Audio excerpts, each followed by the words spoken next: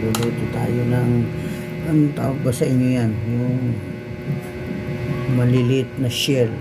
Yan, halaan. Tawag dito, ewan ko sa inyo, parang tahong yan, maliliit.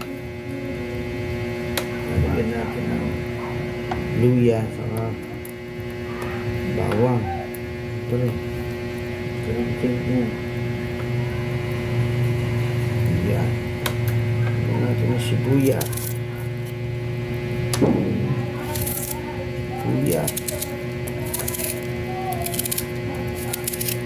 Tayo natin hanggang kumulo.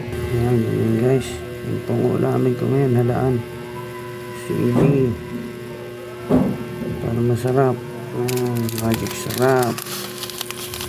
Hubot pa rin natin ng magic sarap. Sarap bechi. Simple tayo guys. Yan, bechi. Guys, ito nyo ba? Ayan, sarap. Natin yung luya. Luya yan. Luya, bawang, sibuyas. Durog na paminta, konti. Ayan. Guys, taas yung paborito ko. Siyempre, sasapaw natin ito.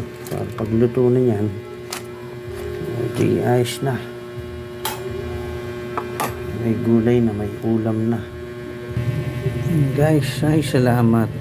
May sabaw na tayong masustansya at pampalakas ng katawan. Yan.